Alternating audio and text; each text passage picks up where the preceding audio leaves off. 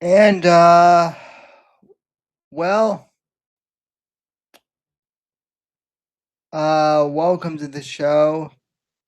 Uh Folks. We're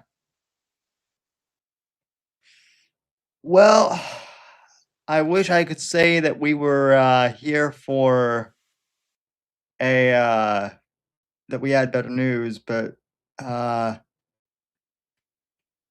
we have some unfortunate news to share with our audience uh tonight. And well, there's no other way to say this, but If you my want, I don't mind saying it, Sam. well, I don't mind saying either. Um we we could have done like a coin toss for this, but whatever. My co-host and dear friend and brother in arms, Max Sand, uh passed away last week. And no, this is not an elaborate bit. This is unfortunately very real. And that's partially why there was no show last week, and no show on Monday. Uh, we just needed time to process things and kind of figure things out. Maxine and Morpheus are here, and we have other friends of the show that will be joining us shortly and on tonight's show. But Maxine, I mean, the floor is yours. I'd ask, you know, how you're doing, but that seems like an incredibly stupid question to ask. So, It's okay to ask though. That's pretty much it's pretty much what I keep getting from people. I keep getting the "I'm so sorry for your loss. How are you doing?" And honestly, I don't know how I'm still functioning right now, but I am. It completely took me by fucking surprise. Um, the a good thing is that he wasn't alone because I was with him when it happened, thank God. But it also kind of traumatized me a little bit. But I'm trying to keep it together and keep going because I know that's what Max would want me to do. You know, I gotta take care of our boy, and I mean, there's this stuff that has to keep going too. Because I know that even though he's gone, there's no way that he would want any of this to stop. So yeah, I knew we had to do this. well, I appreciate it. I just want to state, like, for the, for everyone too, when Maxine, shared the the news with me, like, I don't want to go into like too many specifics, but like obviously my first thought was for, Max and how much I'm gonna miss him, but also like for his family. And again, my condolences.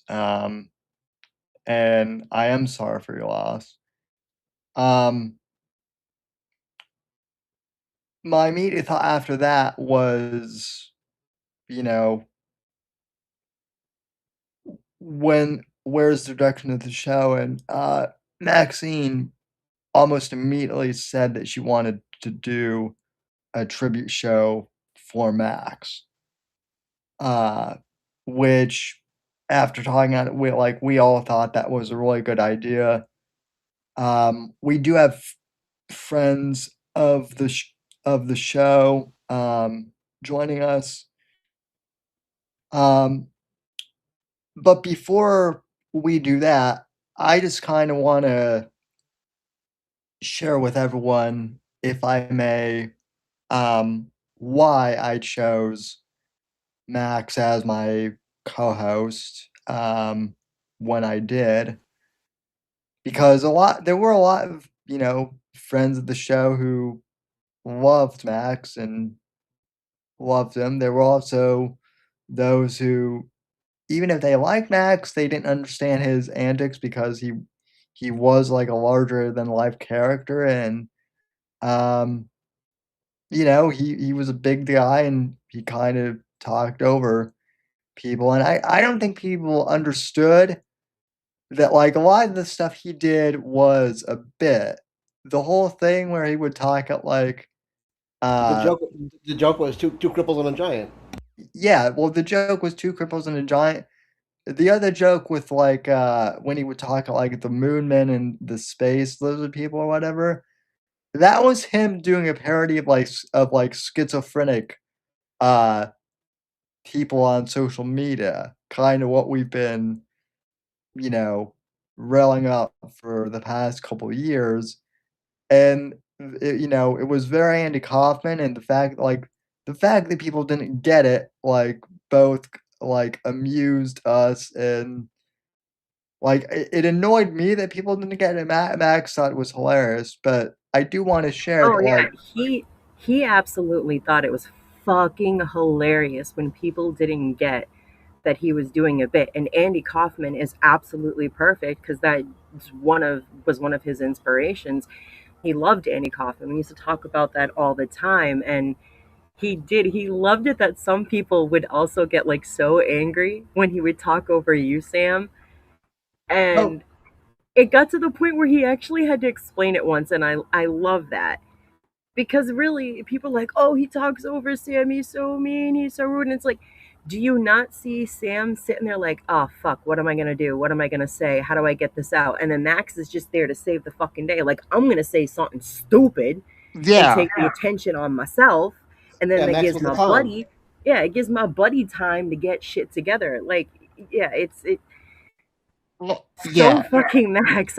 He would always just put himself fucking in and make himself the butt of the joke to like help someone else, and that was one of the things I absolutely loved about him. I love that about him too, but, I guess, like I was saying, the reason why I brought him on initially was, back when I started podcasting eons ago now, like, there was a sense of, like, optimism about, like, podcasting and social media being, like, a good platform to express ideas. And then, like, around 2016 or so, it became, like, a big, like, social media grifting thing. And then around, like, 2020, it became black pillville, like, you know, like everything did kind of around COVID, and I was still out there, like, trying to be optimistic. And obviously, like, we had this show as kind of rotated co-host. But when Max first appeared as, like, a guest, and in fact, like, you can check his very first appearance, on the Whitfield Report, the title is literally called "Blame Max Sand," and, on that show, like, I got to know him really well, and Maxine, I don't know if you were actually, like, in the room for that episode, I hadn't met you yet, but, like. No, I when he first started, I actually didn't really know much about it except for like, oh, he's gonna be doing something similar to what he'd been doing years ago when he, was a part of the first Irregulars, which I fucking loved that shit. Loved all the fucking guys that were involved in that. Some of them are fucking here with us tonight. But when you guys first started, I was just like, who is this guy?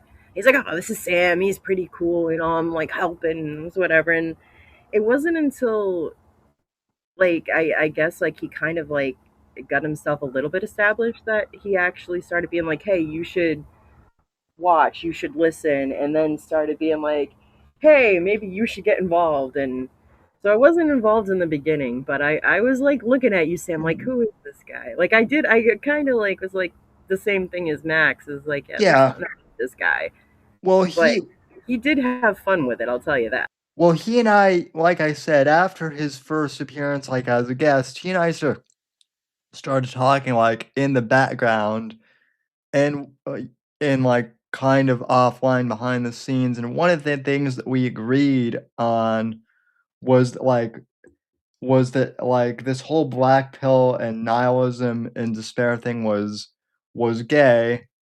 Um, and at the time, like I was kind of between co-hosts and whatnot, and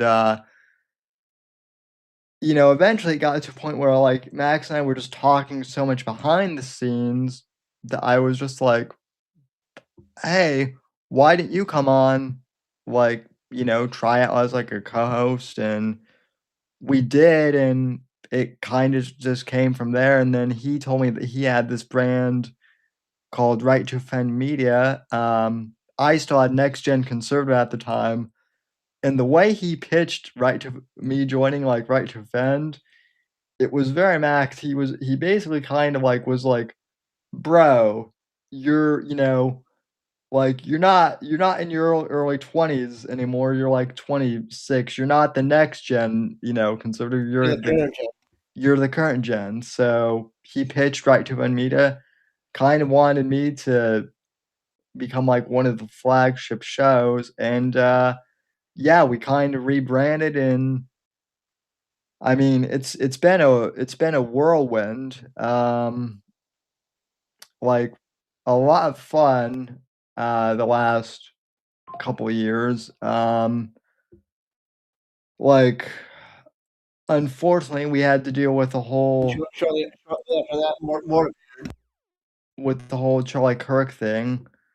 Uh but like Max, like there's just so much that we could reminisce at, and I'm sure we will, but like man, I just want to say to kind of start off like, you know, Max, like thank you for the ride, man. Like I only knew you for like 5 years, but it felt like I've known you for longer than that, man. So, like, Felt like a lifetime, man. yeah, it literally did feel like a lifetime. So, He had that's that effect on a lot of people. yeah, That's he just that's just Max. yeah, I he mean, did.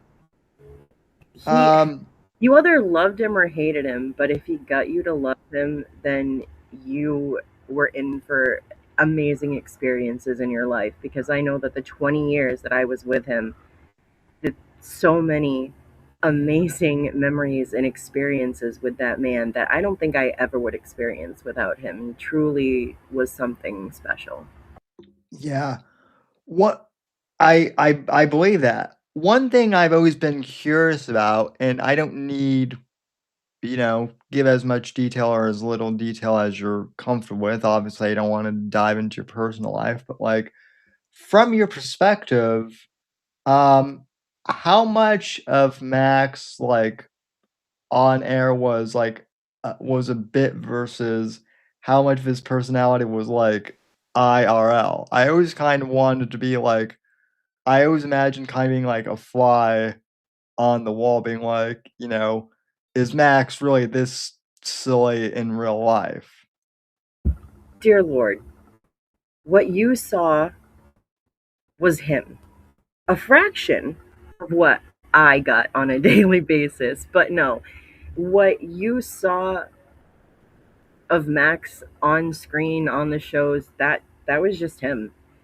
He was always funny, always cracking a joke, always trying to make it like always trying to make me laugh and smile every single day. I was his test audience for most of his jokes. And if he knew that if he got me good, he knew he was going to get you. He knew there was a chance he was going to get more. But no, Max is If just Max and I Max. got each other, it was a successful day. Yeah. Yeah. So, Yeah, you keep going. Otherwise, I'll just like fucking talk the whole time like he did. No, I'm no, I'm fine. I'm fine with that. Honestly, uh, but I guess do you want to bring on guests or like where do you want to go now? I'm cool with I'm whatever. I'm gonna I'm gonna be honest that you asked me that, and the first thing I heard in the back of my fucking mind was, if it's not Tim first. I just heard Max yelling at me, so I honestly think that we should let Tim say something first, because Max always said without him, none of this would have even happened. So I feel like Max would say to let Tim say something first. Alrighty, well let's bring on Tim first. And Timmy, are you there? Yes, I am. Uh, so to say the very least, I we started the first regulars just as a more of a philosophical kind of like talk show in order to go ahead and discuss pretty much and everything, anything and everything.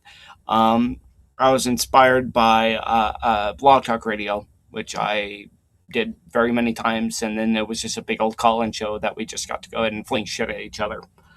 Um, we talked a lot about libertarianism, philosophy, economics. Um, Asa was a big uh, lead guy for that, and he did an amazing job. And then we got into more discussions, and then KK came along, and that's where Max kind of surfaced. Um, to say the very least, through these very many years of how crazy it was and astonishing, it really is amazing to go ahead and come back to see you guys. I was out on a 3 year hiatus, and to go ahead and see everybody was like, it was different, but it was still more of the same. It was pretty cool. And go ahead. Well, Tim, I was just gonna say, like, I think I was the one who told you a few, you know, nights ago that Max passed, and like I felt, I felt bad, you know, having to be the one to share that. But one thing I want to say too is, like, I realize that you and Shmuley, especially, and Maxine, obviously, like, have like a 10-year history with Max as far as like broadcasting, and Moore and I are still the new guys, but like I just feel so blessed genuinely to like to know all of you through him, and Agreed. like obviously like I'm not trying to replace him. That was never my intention, but one of the things that Max, excuse me, told me a while ago was that like you know if anything happened to him, God forbid, that like he wanted me to carry on RTO and you know keep an eye on you and Shmuley Yeah. and the rest of the guys. So Yeah. uh so uh as much as Shmuley might not like it, you two are stuck with me now. It's all good. And I appreciate you, Sam. Thank you so So much. I appreciate you. Sam, I just wanted to take a moment to really thank you, because you helped me by, you did reach out to some of the people and help me spread word about Max, because I had not just like people here that I had to tell people in real life. And so I really wanted to thank you, because that really, really helped me out. mhm. You're Um, I didn't necessarily say anything publicly yet. I mean, this is like the first ever public announcement of it. But Yeah. yeah, I might have to go ahead and make a video on my own and post it on to Twitter and stuff. Yeah. Absolutely.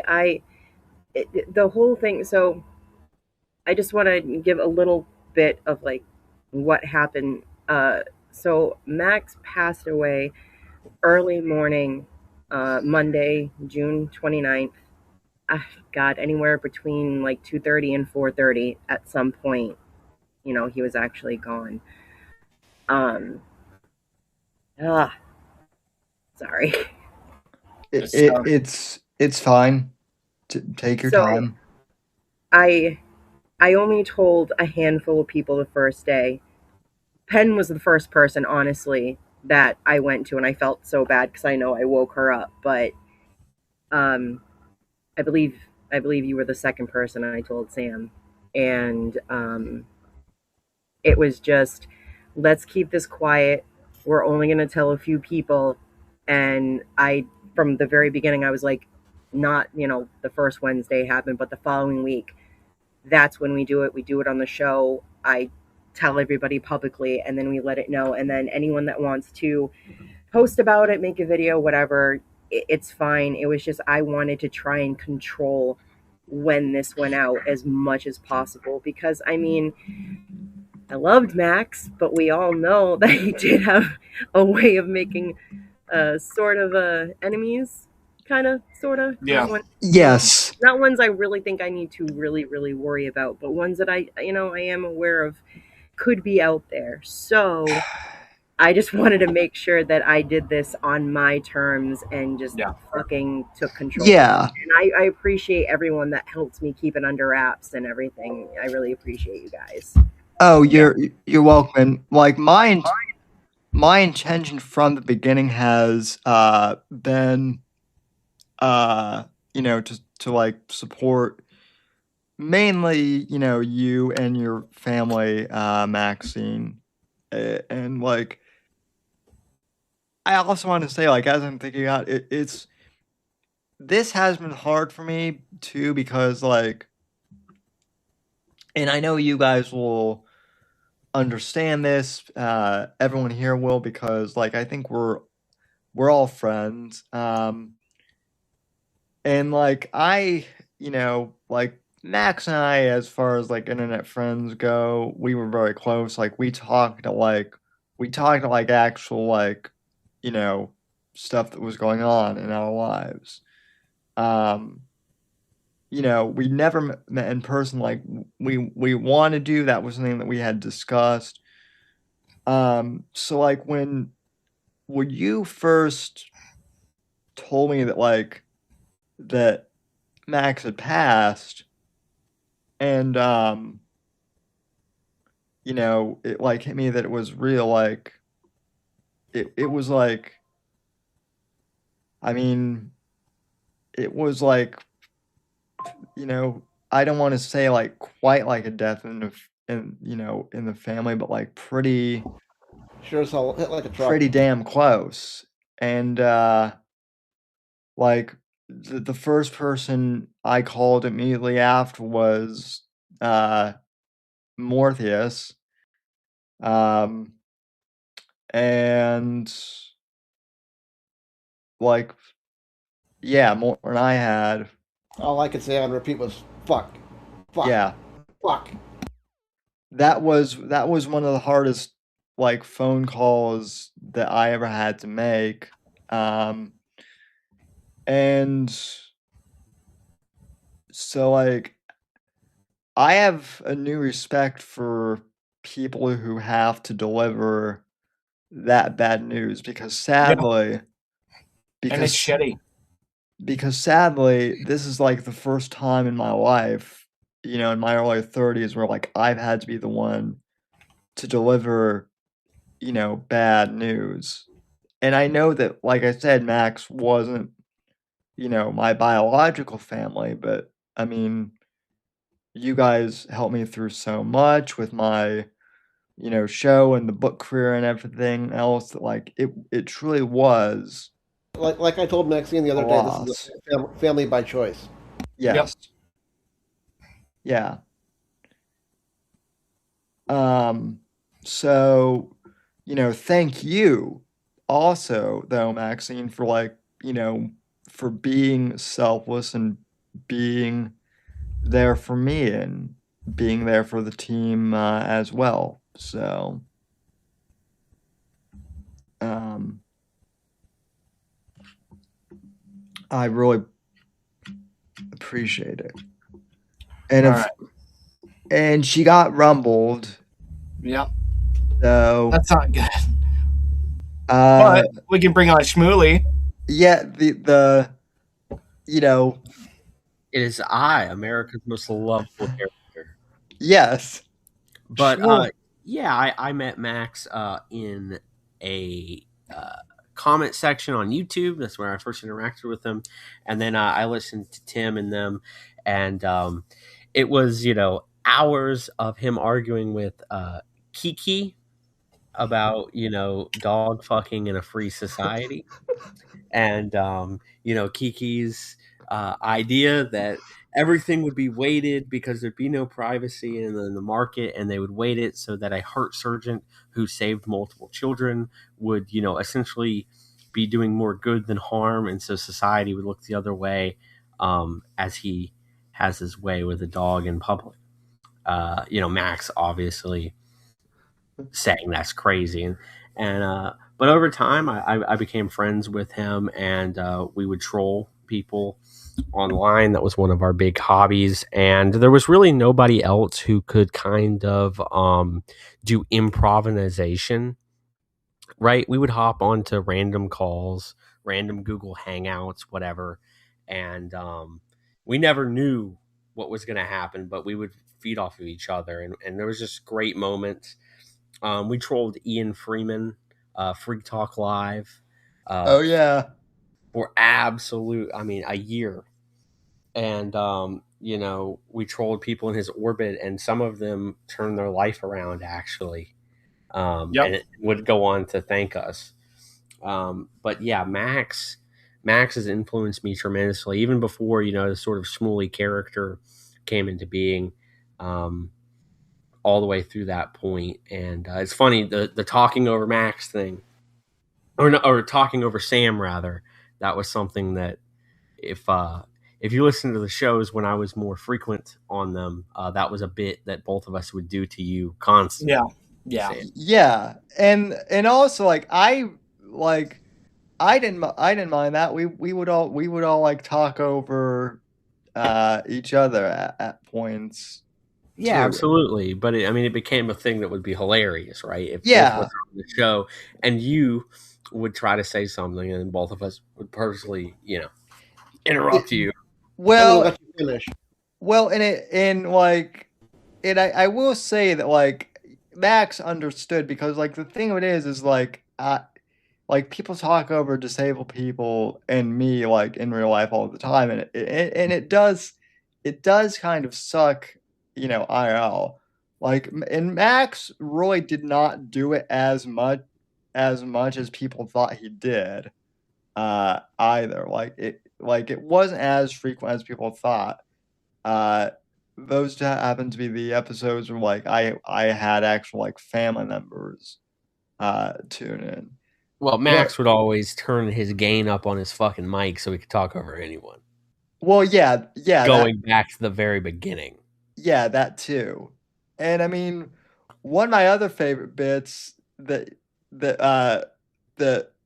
Max and I did, it wasn't even a bit, but I had this I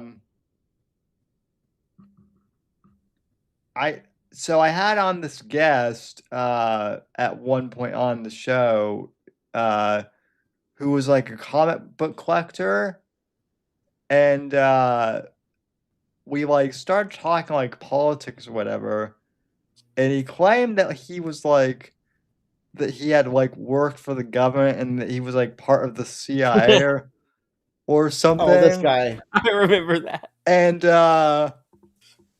and like he was talking, and so he started to go down like this like really like weird path about like how like the government was like hiding information about COVID that like he knew, but that he couldn't tell us because like security clearances or whatever. And there was something to do with like satellites, and I'm like trying to like you know like come up with like questions to like probe further.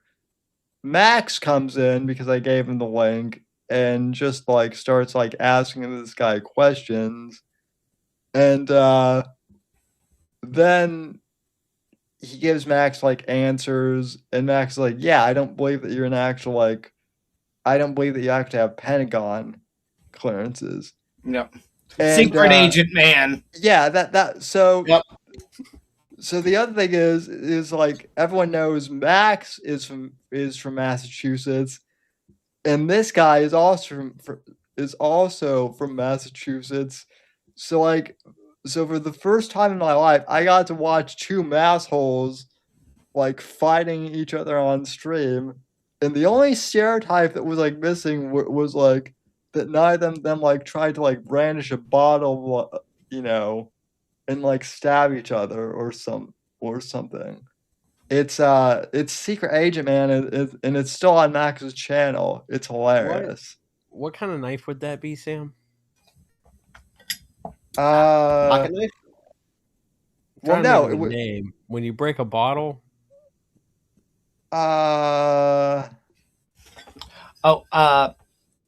Can we go ahead and bring on Craig? Yeah, let's bring on the good doctor.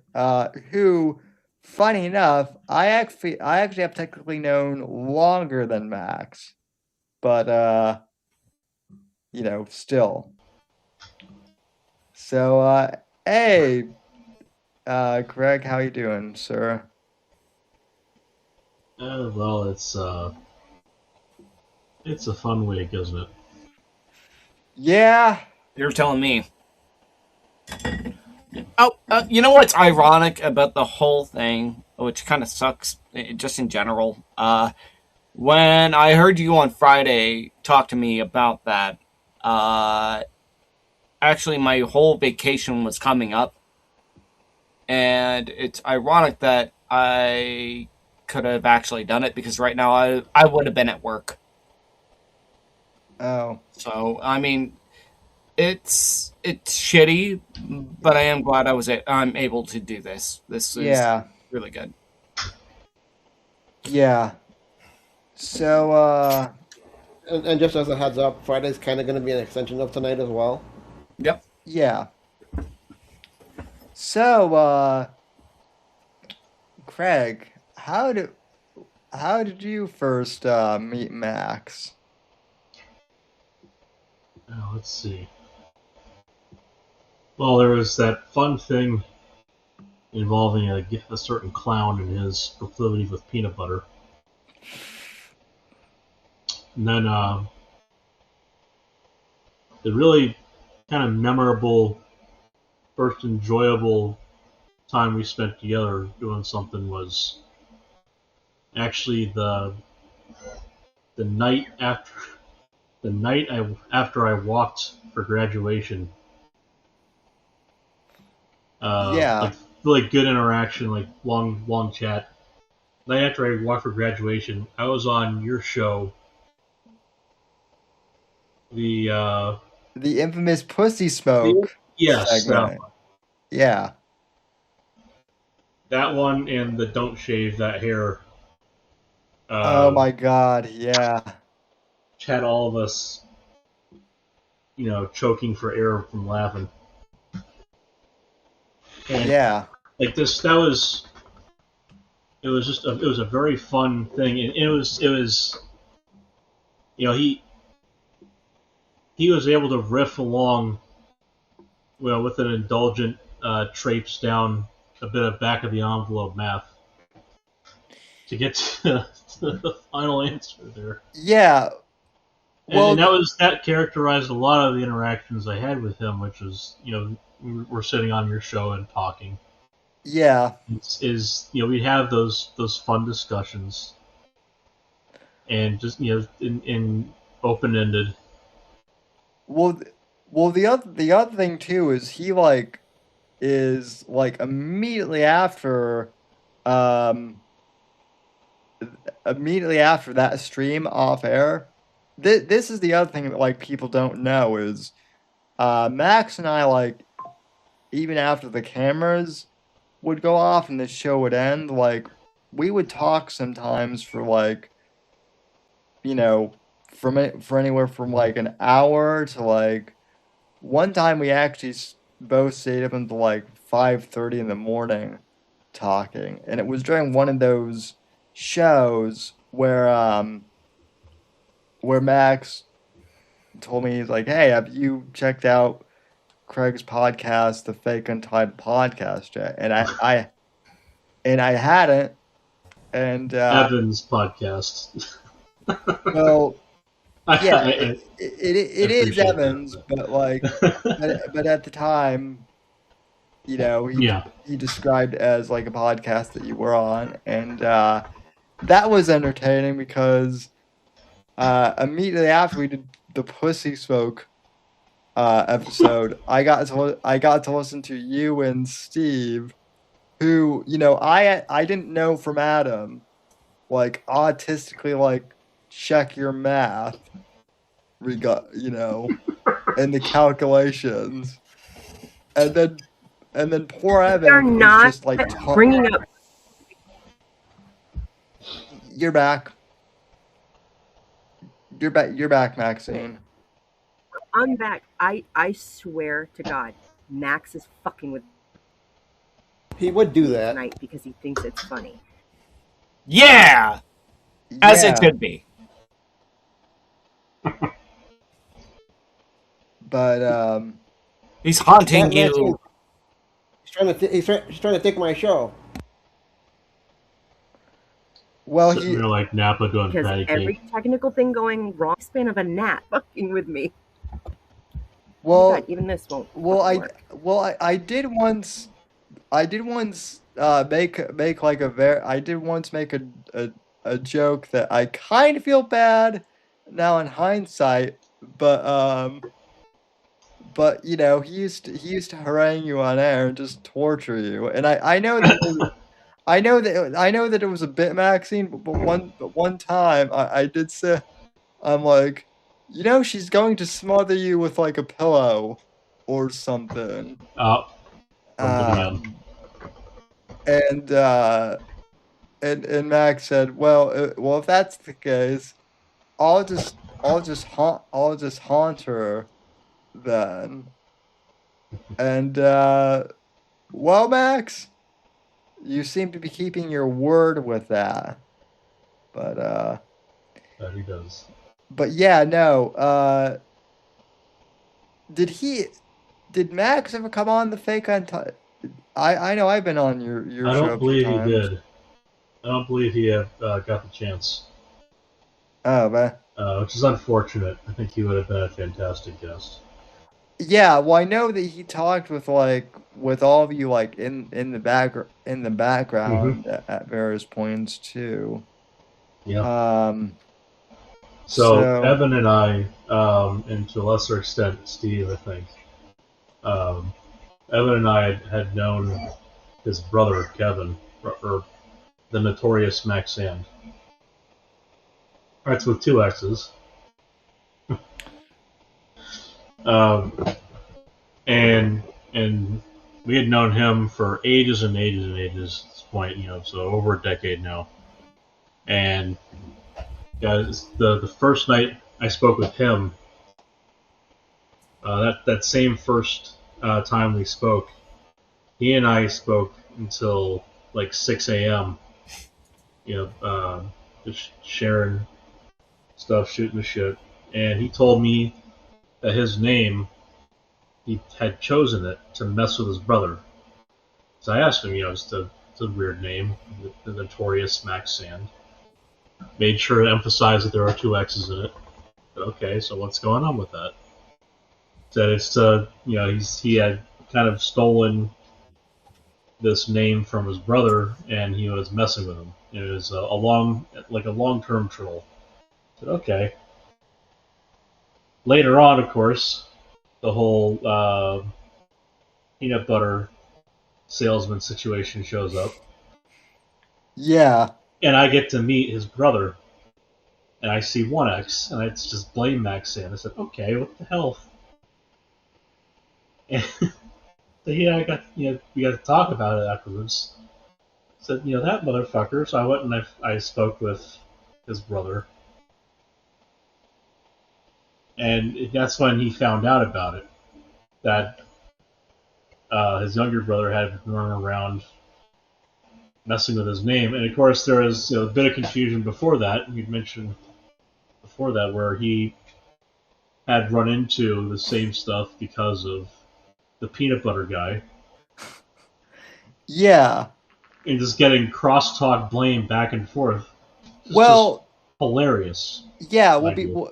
well, and without going into like too many specific details too. So like the other way I discovered Max was like people had been like telling me about like Max, but it wasn't like actually the Max I met. They had been talking about the infamous Max, and so like the first time I talked to Max, Max was like, "Oh no, no, no, that's my brother that you were told about, but I'm the real Max San." And I'm like, is this guy fucking with me? Little did I know that like I would be Oddly enough, little did I know that I would be asking that question like every day for the next, you know, however many years it's been.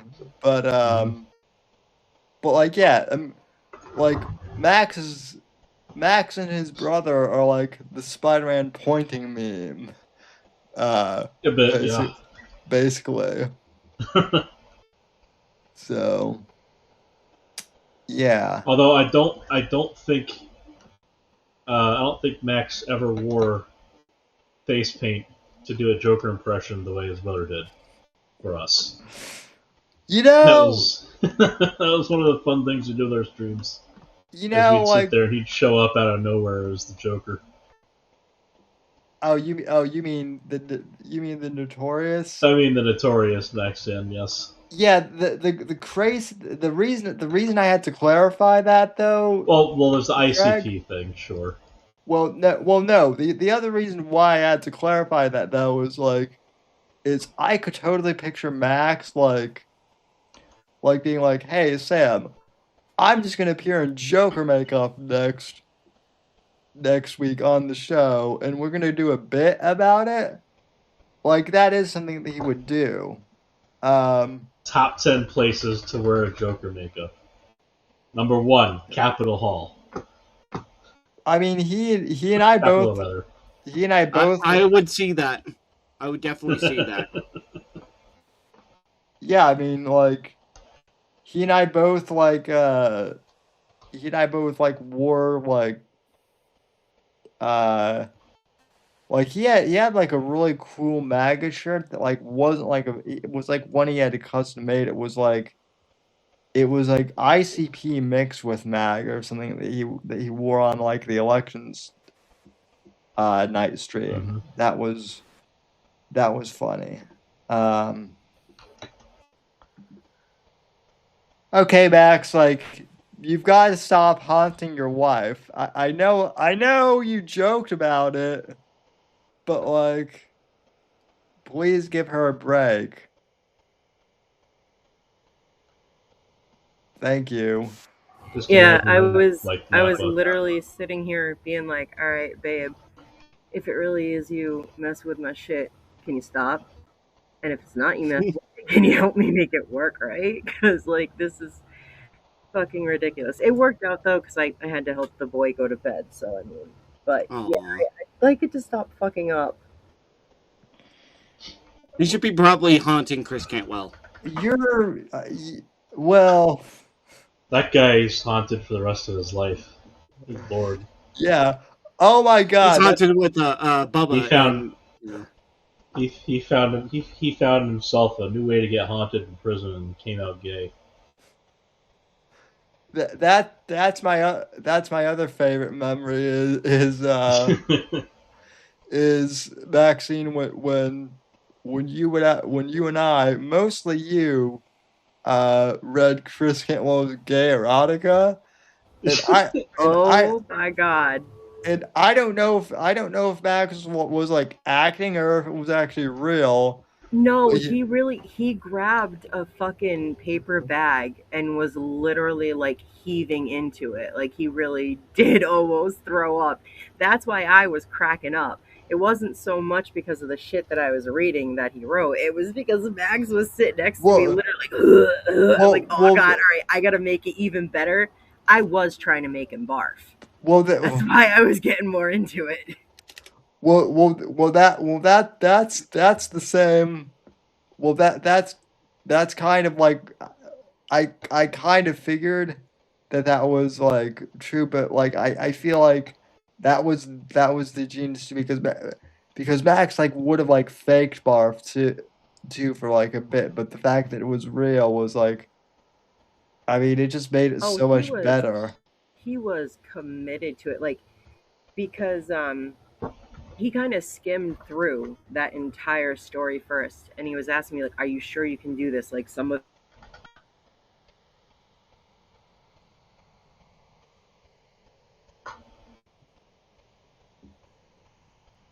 Oh, not again.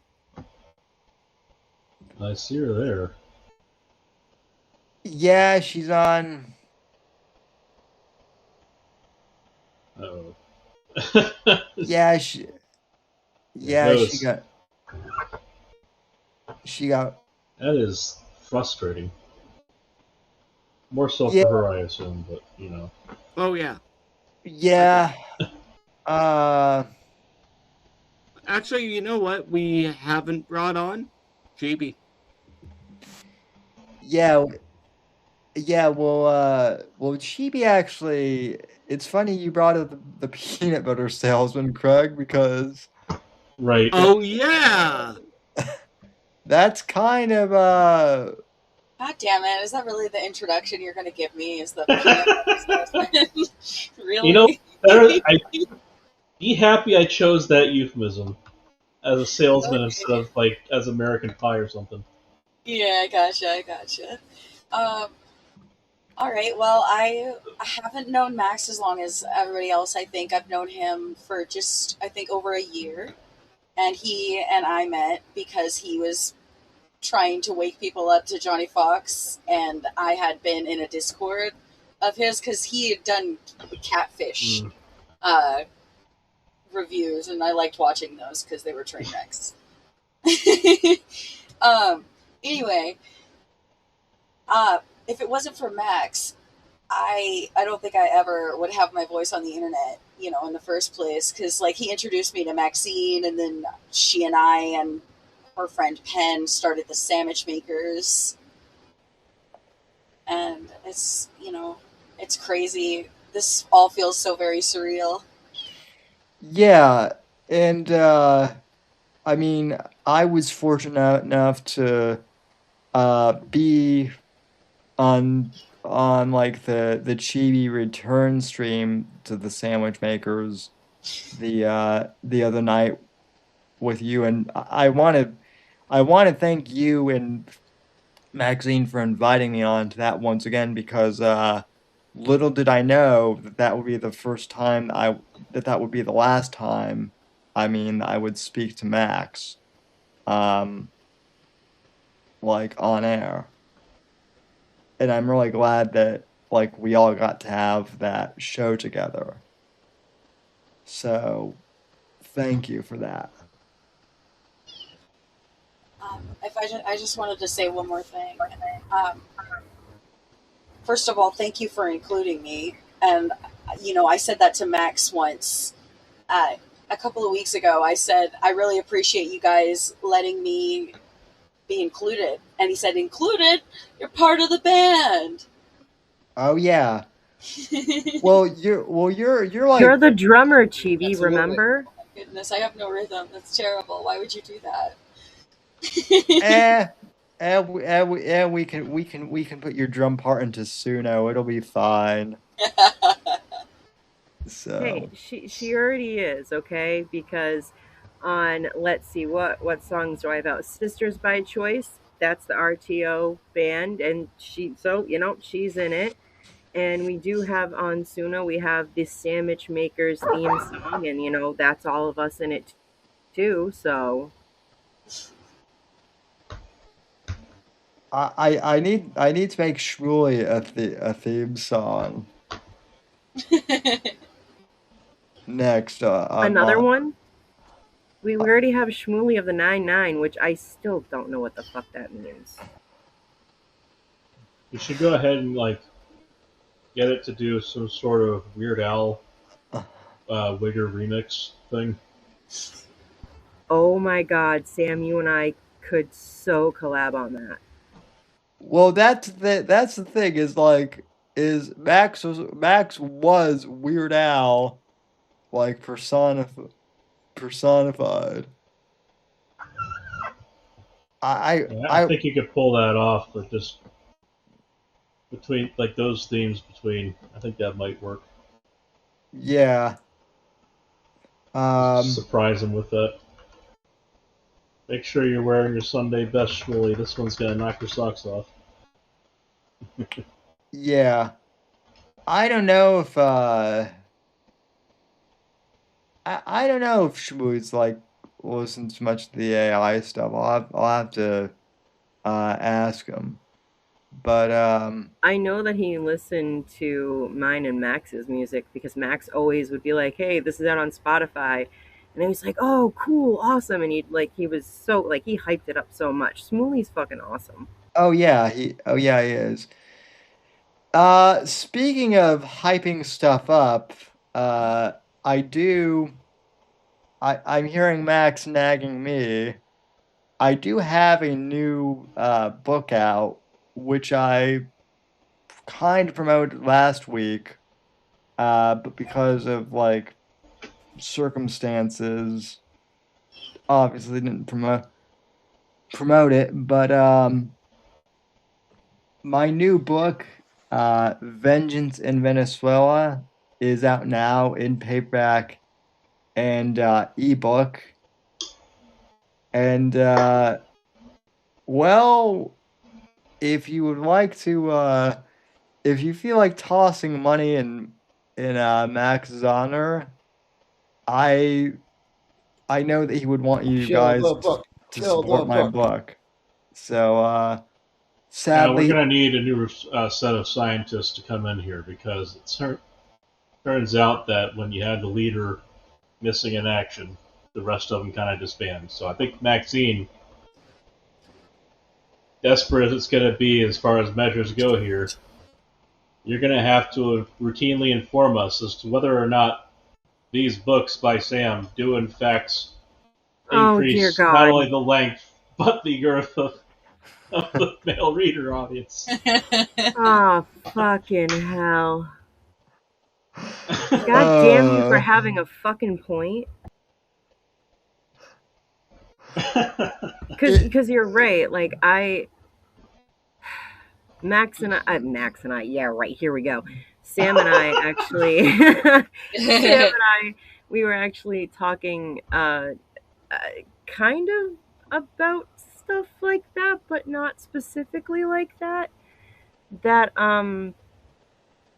I've been thinking about it. It's kind of been like heavy on my heart that maybe I just pick up Max's torch and try to keep doing what he was doing to the best of my ability. But with more Stranger Things. Well, of course. I think try the shoes on, see if they fit for a few times. Maybe adjust as needed and tie the laces. yeah, I mean, in all seriousness, and I realize we're doing this on air, like obviously, like family comes first. And like I said, I'm amazed honestly that you're um like not catatonic. Um, Honestly, so am I. But somehow I'm just like pushing through. yeah, like major round of applause just for that in general. Like seriously. Yeah. Um, I'm Thank so you. glad you don't have a soundboard right now. you know, Sorry. Sorry. I do, and I thought about pulling it out, but I was like, That would have been That, so that can be fucking arranged cheesy. real quick. I'm like, this is not the occasion. Yeah. Um, but yeah, I mean, listen, the show will carry on, you know, regardless. I mean, that's kind of the point. Right to Venmita lives on. Um, and I mean, it's going to be a bummer not like seeing Max every uh, week and talking to him offline. Like for me, that's going to be like the hardest thing because like even just like the Charlie Kirk trial stuff, I'm like I wonder what Max would think about that, and I'm like, oh shit, I can't ask him about that. Probably Like, making fun of Candace Owens right now. oh Oh, most yeah, likely. oh yeah, and like I don't want to like I was already empathetic towards Erica Kirk, but like now I'm even more empathetic. Uh, since like I actually like personally know a widow now. So I I don't really follow Candace all that much, especially since I realized she's insane, You're batshit crazy. Like, sorry, but She's it's a true. nut. It but like I keep seeing there's a few people I follow on Instagram that have been sharing just clips of some of the shit that she's saying. And just on that alone, on just what she's saying, how she looks, reading her body language, her facial expressions, those fucking eyes sometimes, I'm just like, I feel bad because this woman has obviously had a mental breakdown over Charlie Kirk because she obviously had some kind of meaningful relationship, whether it was to the both of them or just to her, it doesn't really matter at this point. There was obviously something there and it broke this woman. So I feel bad because I know that some of this insanity is because her brain has just fucking clocked out right now. But then it's like now being a widow and like having like thoughts of like I'm gonna have to worry about people that are gonna say shit about my husband and probably about me once they find out he's gone. And so now I'm kind of looking at all this other stuff in a different light, and I'm just like, this bitch. I get it. You wanted his yeah, dick. You wanted him, but he chose her, had a family with her, and you need to back the fuck off because the shit that you're fucking saying about her, insinuating about her, you think he would like that? Or do you think he would look at you and be the husband that he was and tell you to back the fuck off before he knocked your head off? Because he might have been a man of God, but the Bible does tell you to fucking protect your women. He would be up your fucking ass right now. So think about that for a second because you want to sit there and claim it's all about because had feelings for him or a relationship with him, whatever the fuck you want to say you had with him, but then you're spewing this fucking shit. Dude, he's fucking disappointed in you right now, Candace. He's looking down at you right now, shaking his head, wondering where he went wrong talking to you, that he didn't get you to the right path. And I pray that you honestly find your way to that right path because I kind of feel like unless your husband is just like totally okay with this because he's all right with the money, you're probably hurting your husband too with all this shit because he sees this too. So maybe maybe the shut your fucking mouth and get back in the kitchen type of thing is actually a good thing for you to hear right now, Candace. Okay? Okay. Well, uh, I mean, you already had the co-host position if you wanted it, Maxine, but like, so you didn't have to sell me on like a further audition, but like, damn, anyone who thought that anyone who thought that the fire was gone because Max is no longer here, like that was wow, bravo. Max is the one that reined me in most of the time, so now I really do have to be careful with what I say. Well, So what you're saying is the chains are off. well, Yeah. well, Come funny. on now, she's not in that kind of neighborhood. It's just a standard leather leash. Well, funny enough, Maxine, like both on air and off air, every week, poor Max would have to like hear me bitch out these fucking grifters, on the right that annoyed me. We would always end up calling Tucker Carlson or Nick Fuentes, often both of them gay. And I'm sorry, but like Tucker Carlson is gay. And he's also a fake New Englander too. Yeah, fuck that shit. You mean the right has grifters? No way. So like It's like I a hope Long Islander from Brooklyn, huh? well no, worse. He's a New Englander from like San Diego, California initially. Oh my goodness. What a fucking queer. Yeah. But no, like Max whole ethos was that like these grifters are retarded and blackpilling and despair is retarded and gay. That's pretty much like what he was. That was like the first thing he whispered to me, like when I kind of started hearing him these past couple days. So, like, yeah, that if there was I one swear to final, God, if the two of you guys start talking about him the same way that Candace Owens talks about Charlie,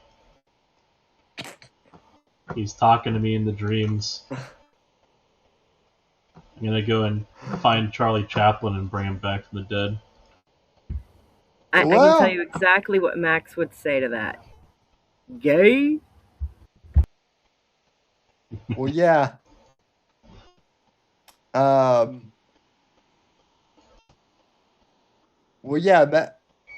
Well, yeah, Max would. I mean, he would be making all sorts of jokes about this situation right now. I'm gonna get Houdini. Say, alright, we got a couple of people here who are hearing voices. They also say they can talk to your mother from beyond the grave. And then duck. Max would definitely be like asking you in like great detail what the voices were saying to you and trying to get you to say something stupid. Right? I promise you I'm a seance. You just gotta go ahead and believe me. Yeah. Look, I have new text messages from them, from Max Sand. Definitely not from the notorious Max Sand. Oh my God. So one funny thing too would be like if Max's account just like started tweeting like as if he were still here. Oh dear. Well, now you just ruined it, Sam. Now I understand what he always meant about you ruining the jokes and stuff. Yeah, it's a spoiler, yeah. I jeez. really could kind of be like him, couldn't I? Well, you know, You know him best. the two of you were you knew him better than anyone here. So Well, yeah, I had 20 years with the guy. Well, yeah, here's if I have advice for you on this, it's as much as you're going to anyway, try not to use him as the barometer for your own success. And yeah, you're Yeah, going to be just fine on the podcast, so you I don't need kind of, to you don't need to measure up to him because you're never going to in your own opinion anyway. yeah, that's a bit of the problem that I kind of had with Suno in the beginning, because as No. much as like, yeah, I took the songs and like I changed like how they sounded and stuff, like some of those are they're his, like he wrote them, and he would always tell me like, I wrote them for you, I wrote them for you to use, and we do this together. That's why we have the dirty duets and stuff. And I still just like, I always felt like, yeah, but I just feel like it's yours and I feel like I'm stealing it. I've always been like that, and it's hard for me to get out of that mindset. I I can understand that. You know, to an extent. Max was very generous once when he told me off air that he did think I was the next Rush Limbaugh, and I'm like, well, that's a very generous, compliment. But no, I, I So mean, that's a fine compliment for Rush Limbaugh, but I am the first Sam Whitfield. yeah, There you Yeah. yeah, and indeed, go. and that's kind of like Maxine. If you do decide to, pursue, you know, podcasting more and also the music stuff, make it your own. Like you're not going to be able to match Max because Max's work was his stuff, and so just make it yours. I'll try. Well, I'm still learning to, improve as a writer, and I've been at this, For too you many know, books. a long time. I mean, I, I mean, I'm no, I mean, it's not rocket science. Although we do have the next best thing to rocket scientist here. So, If you mention Pussy Smoke one more time, I swear to God. He was I was talking thinking about about it. Trolley. Come on. Oh wait, he's not here. Damn it. pussy smoke, pussy smoke, pussy smoke. We You're do have on the my pussy list. scientist. Fucking Biggie Smalls. What's going on? Well, well, I heard an urban legend that if you say pussy smoke, 3 times, Monica Lewinsky will appear. Oh my God. Although the way, Is she under although your Sam? no, no, but maybe Sydney Sweeney is. I swear I can hear Max clapping for that one, Sam. Are is the clapping coming from inside the house? It's coming from Ha, inside the head. ha, ha. Uh, I am. I'm amazed that he could just like ad lib, as much as he did. Like it truly was a skill that he had. Just like Yeah, he's always been good at that as long as I've known him. He just was able to think off the top of his head just fucking instantly. That's how like some of the shit that we got into was because he would just be like, "Hey, let's do this," and then all of a sudden I'm like, "Oh, I'm smoking a blunt with Jelly Roll at the gathering." Okay, like that's just how life was with him. Well, and like um, like even some of the people that I met, like Kurt Doolittle and like that was pretty cool. And like even though I arranged, even though like I was the one who set up, like I had no idea that Max had been like a fan of Andrew Nelson prior to us having him on, but he was, and so that was cool. And like Max kind of like changed my opinion on like criminal justice reform uh a bit, which I know was a thing that he was like kind of passionate about. And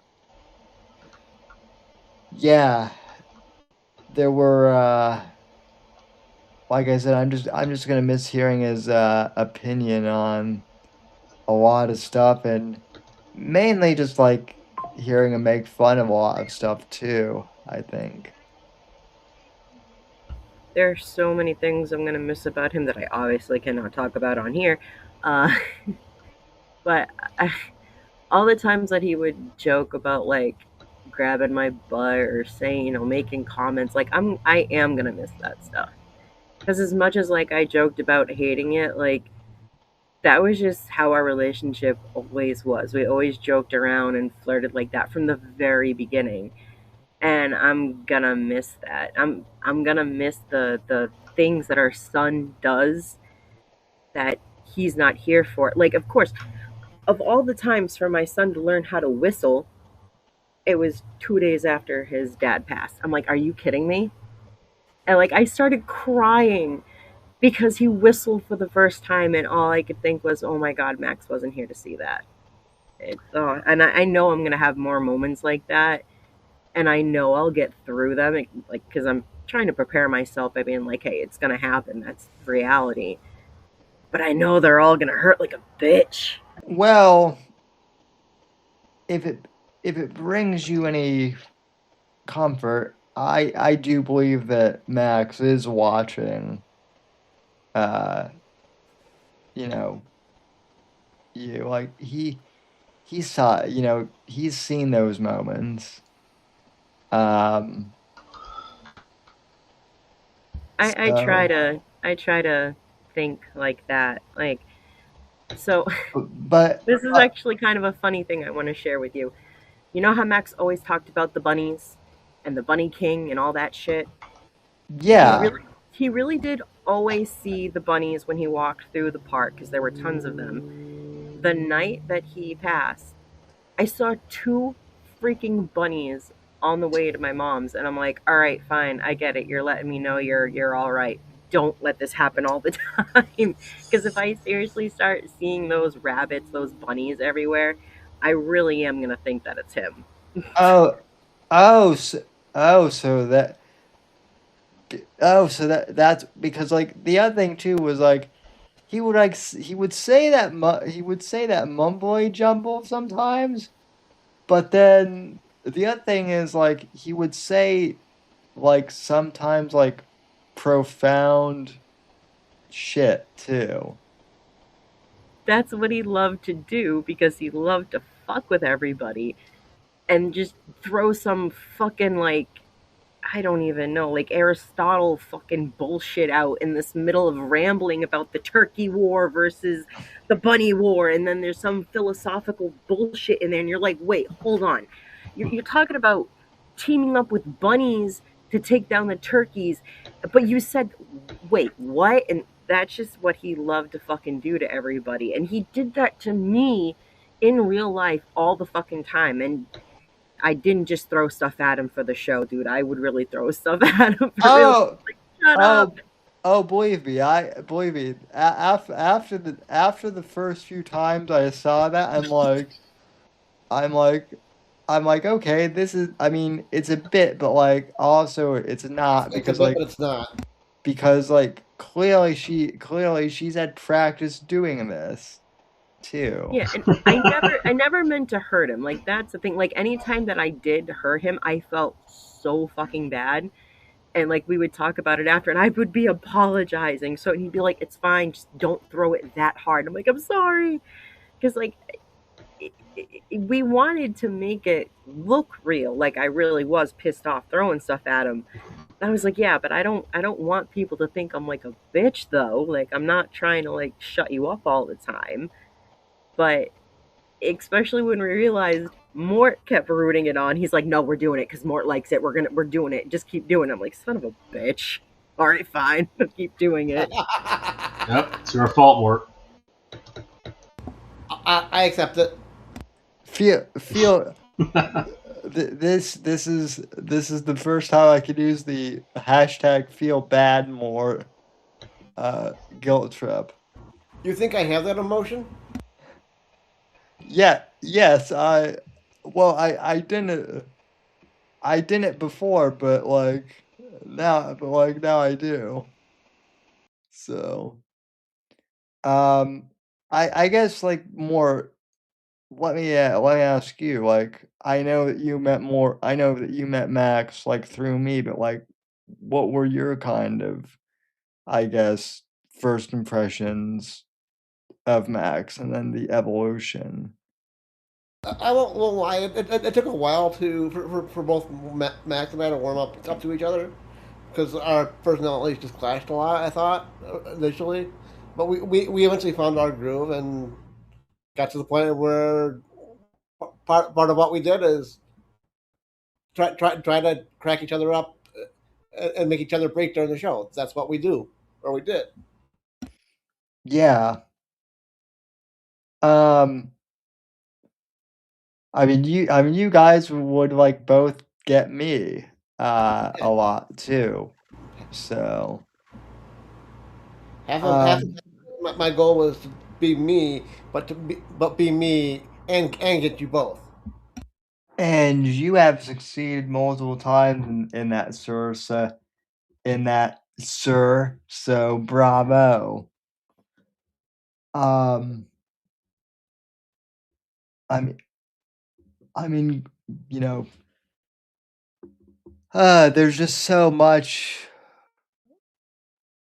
There, And like I told Maxine, you and Maxine off air throughout the week, that Max is one of the very few that I the way I am and the people that I usually surround myself with.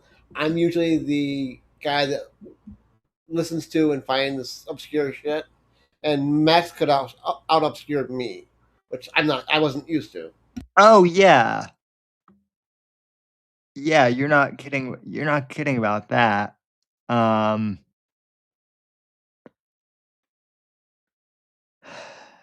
yeah. Just like I have to say, like I didn't think losing him would hit me as hard as it has. Um, but like, I want to say something about that. Um, I don't want to get too much into it because I don't want to get like sappy, and plus I know he wouldn't like me getting into too much detail. But I honestly hope that he is watching and that he's listening and that he's seen you know the conversations that I've had with a few different people about him, this whole thing, because it means so much, like just to me, to see how many of you were genuinely like touched by him in some way, shape, or form, that some community definitely was built around what he did. And I'm thankful that I know like you guys and that, I do kind of have you in my corner. That's really great.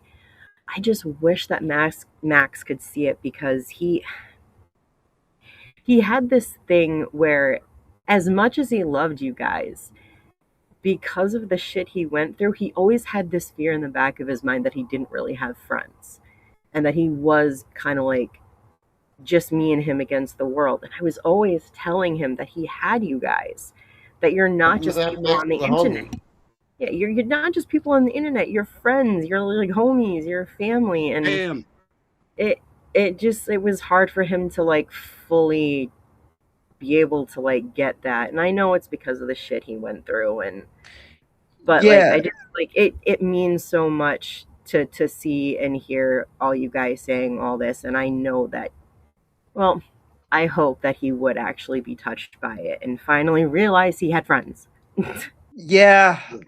I mean, listen, if you're going to share that, like I might as well share. Like at the end, and again, like I'm not going to get into like explicit detail, but like at the end of last year, he was, like I said, we had like conversations off air, and um one night he reached out to me, and like it wasn't on like a Wednesday night, it was like some other night.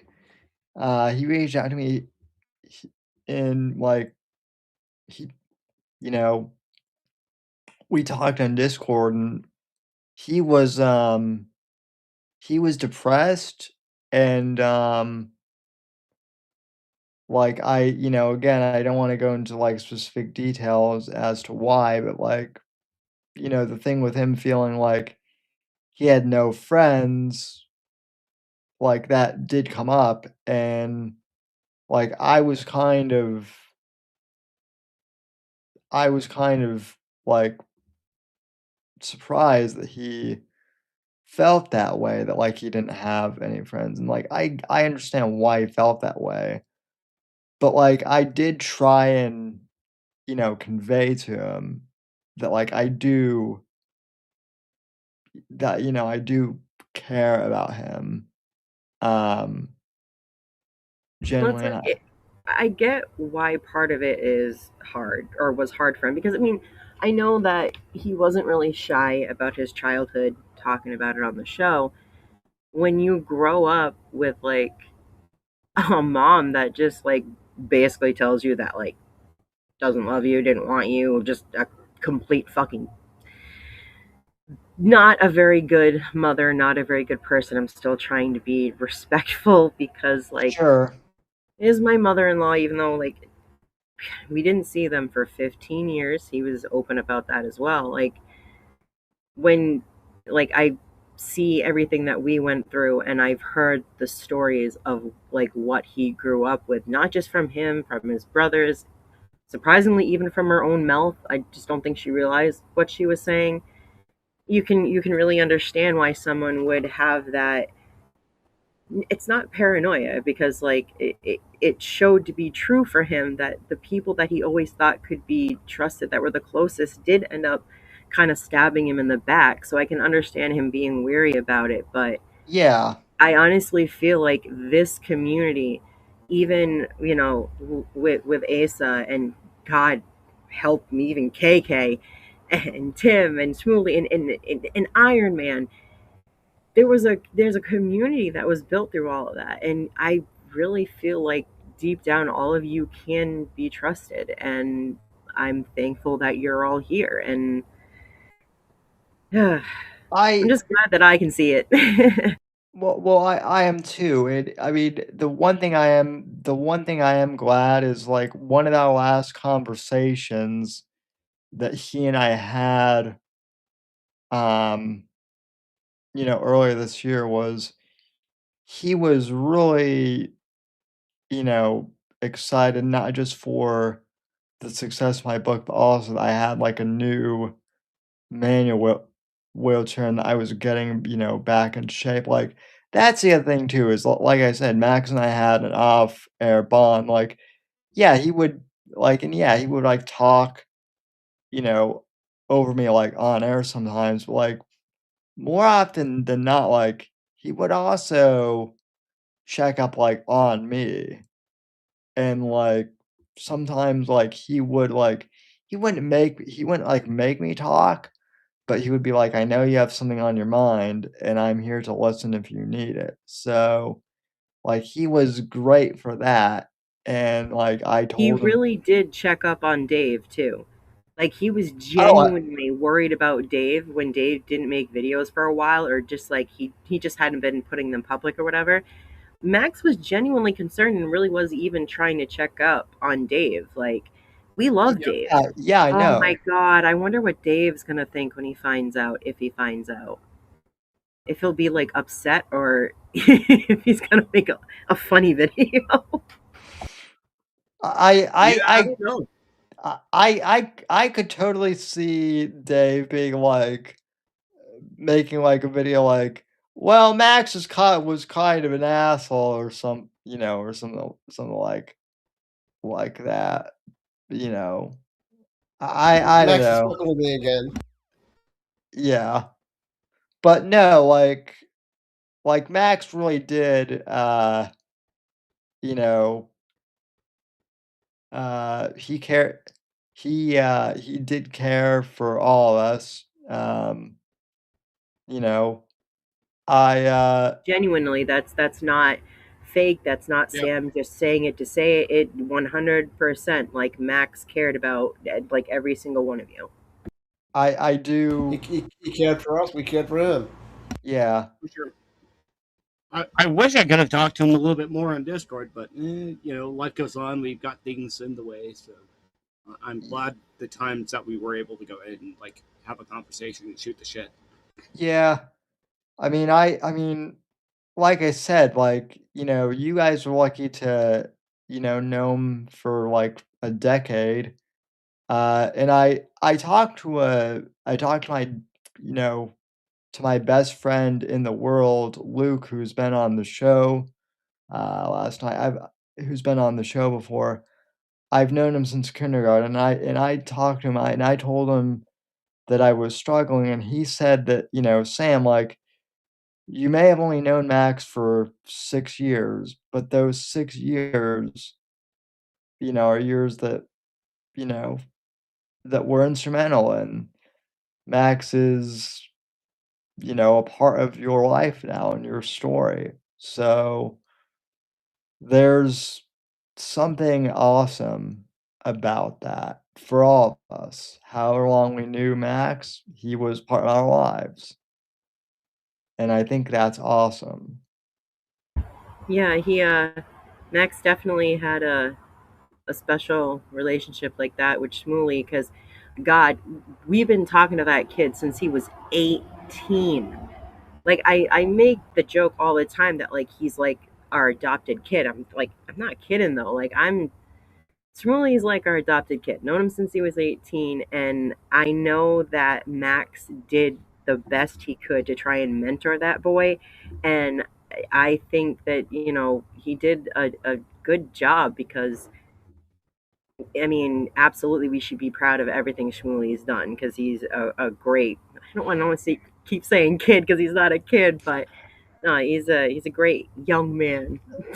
Yeah, no, Yeah. what listen, I'm in my 30s and people still are like, you're right, kids now, and it's like, you know, not a kid anymore, but thanks. Um, but no, and I mean, and the other thing is like, is Max and I were Max was always like saying that like Shmuel and I had to hang out, in person, and now we have to, if for no other reason than to like, Oh yeah, you know, you guys have to make that happen. to fulfill that, promise to Yeah. Max. So, but anyway, I mean, I suppose we'll And we need to give Max his cripple fight. yeah. Yeah, Triple hide. yeah, which So I do have something that Penn wrote up for me to read because unfortunately she wasn't able to be here tonight because she's got a little one who's sick right now. oh no. So if you don't mind, I'd like to read that. Sure. All right. So I'll put my cigarette out. So this is what Penn sent to me. Most of my memories with Max have to do with Maxine. Or, well, she put you, but she means me. Like y'all hosting me and showing me how to smoke and all, because we smoked a blunt with her. He helped me. He helped make me feel better about becoming a mom and was really encouraging, especially when I was pretty much convinced I was terrible because of my health issues. Like, we obviously didn't agree on a lot of stuff and had different viewpoints and even more shit. But I'm happy that when we did talk, we did listen. Fuck, he even let me rant about Stranger Things and gave me interesting perspectives on stuff. And Lord knows how tired of that shit he was. Max had his demons, he really did. But I give him credit for using them to try and help others as best he could. Like, even in his worst moments, he would push them aside to help. And she also said later on that you can't do what he did helping people if you didn't go through shit in your own life. So I definitely wanted to make sure that I read that because she really wanted to make sure that, you know, she wanted to get that out there. So That is extremely true. All of that is like, especially those last two parts. Um, Maxine, I know I wrote, you know, the letter for Max and I shared it with you, but like if it's okay with you, I I absolutely think that you should read it, Sam. Absolutely. so a little bit of background for people. After I lost my uncle 10 years ago, I started uh, journal journaling. And one of the things I did was I wrote a letter to my uncle who passed away from liver cirrhosis, and kind of said the things to him that I wasn't able to say in person, kind of my final goodbye. And I did the same thing with my grandparents when they passed, and you know, I did the same on the 4th of July for Max, and I shared it with Maxine and a handful of other people, and I wasn't going to share initially, but like today, like Max was just like read the letter. Um, so I wanted to ask Maxine's permission beforehand. Um, and since she's okayed it, like I want to share this with all of you. So, dear Max, I wish I didn't have to write this letter, and I know that you'll never be able to read it in its earthly form, but I hope that you can still pick this up somehow in heaven. Though I only knew you for a short time via the internet, I always admired you first as a fellow traveler in the same podcast circles, then as a dear friend, and finally as a sort of big brother. In my nearly 20 years of podcasting, you're one of the most unique individuals I've ever met, which is totally true, by the way. At times, you could be completely off the wall and goofy with a rambunctious energy, other times, deeply introspective and thought provoking, sometimes both at once. I'm going to miss our on air banter together, but I'm going to miss our late night conversations after the show even more. I'm honored that you invited me into your world and introduced me to your wife and son. Which, by the way, I want to comment on that after the letter. I've been trying as best I can to help from afar, and both are in my prayers every night, which is also true. I've been trying to think about what your final message to the audience would be, if you could make one. As I'm typing this, I can hear your voice in my head saying, nihilism and despair is retarded and gay. Keep believing in the USA. Um, today is Independence Day, and I know that you'd want us celebrating instead of crying over you. I'll do my best to stay upbeat and positive. Finally, I want to thank you for believing in me as a podcast host, author, and human being. And thank you for making me a part of Right to Friend Media. Things won't be the same without you, but we will carry on in your honor. Thank you for everything, Sam. So, as I mentioned, like, I know that, Max had to deal with trauma in his life.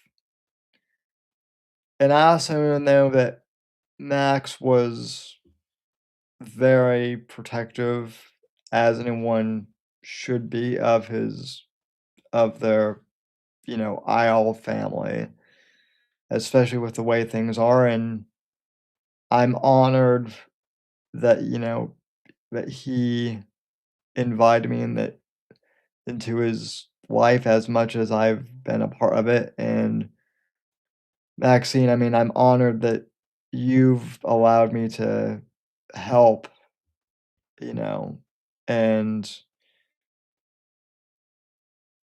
be a part of this process that you're going I through. I appreciate everything you've done, Sam. I really do. Like it means a lot that you were even like asked me if you wanted me to like I wanted if I wanted you to reach out to people. Sorry, it's getting late.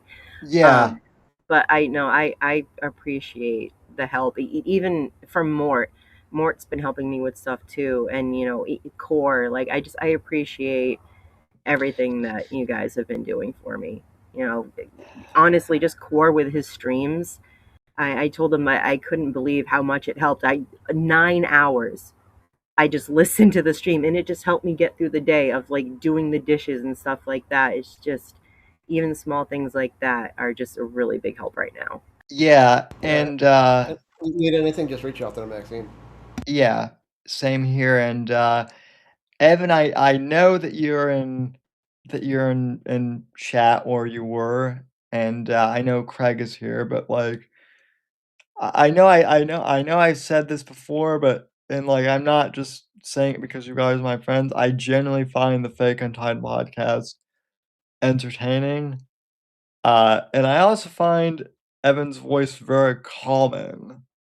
Just his cadence, and that really helped me the other night to listen to you guys. So, thank you to the Fake Untied podcast, and go check them out as well. They're fantastic. I'm just hearing that I have a very jarring and irritating voice right now. uh, Allow me to have my woman moment here. well, uh, for Well, for Evan does have his charm.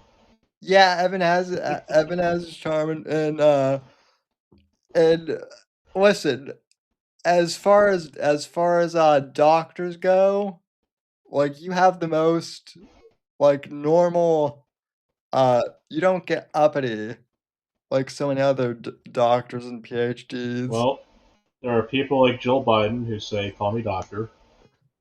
And then there are the doctors who say things like, call me Bob. Yeah, and you're the So that's why I latter. say, call me Craig. Yeah. Yep. Your, your esoteric, uh, and often just juvenile humor never fails to, slay me. So, Well, I mean, in other words, James Randi had this working conjecture of his that there's something about the conveying of the degree, something in like something on the diploma. Once you put your hand on it, you lose the ability to say a couple things. I don't know, and oh, I forget the other one, but I'm sure it'll come back to me. But you can see where that's an issue. yeah. Well, Yeah, no, totally. So I I've kind mean, of resolved it. Like I'm not gonna be the guy who says, unless I don't like a person specifically and I think it's funny. If that opportunity presents itself, who the hell am I to disagree? But otherwise, like, I'm not gonna be the kind of guy who just like chirps in and says someone calls me doctor. yeah, The although, title doesn't mean shit. It's what I did that actually got it. yeah, no, absolutely. I have the same kind of philosophy about like, I mean, like Max never went to college, but yet like Max in some respects is smarter and more well read than a lot of the professors that I actually like, and that's not even necessarily a dig on him, Mm-hmm. but Can't like confirm. also like Max I mean he was like a scraggly like tall guy who looked like he like walked out of a grunge scene, and yet like he could go toe to toe with any of my professors who had like PhDs in like philosophy and Yep. uh He can run circles. oh I yeah, actually easily. totally see it. Circles. Like he even like I once sent him like my one of my film essay papers from college. This was even like after I graduated, and he like added like a couple more things that like where I could have improved on it. And yeah, like he was a man of many interests. So, an interesting story about him, which I did have confirmed by his mother, so I know that he was not full of shit for this. Um, when he was 6 months old, he said his first sentence, and it was, "Mom, stop singing, you're annoying me." Because they were in the car, and his mom was singing to the radio, and he didn't like it. And she said she nearly swerved off the road because she was just like, my 6 month old just fucking spoke to me. And the reason for that, we owe his grandmother, because she was the type of woman that believed that being able to speak well and everything was really important. So if you used a big word around Max when he was little, you had to stop and you had to explain to him what that word meant. You were not allowed to do baby talk. There was no gaga goo goo in his household. No, you spoke to him like a person. His grandmother was just like, no, he's going to learn how to talk and talk well. And as much as that is a fantastic thing, because like you said, like, yeah, he could fucking talk circles around people on topics that I didn't even know he knew anything about. And I know that's, because of his grandmother, but at the same time, it's like, yeah, but I had to deal with that every day of my life. Do you know how annoying that is to deal with that every single day and to have him correct your grammar when you're speaking, when you have a Pawtucket accent and you like, yeah, he was great, I but figured out also annoying. Yeah, I mean, listen, I get that. I mean, the other thing too is like I've heard, and I'm not saying this as like a brag. I'm not. People my entire life have told me that that like I'm very charismatic. Um, my mom, Yeah. my mom even told me, and I believe this because she's told me this like a couple times. By the way, if you're watching, hi mom.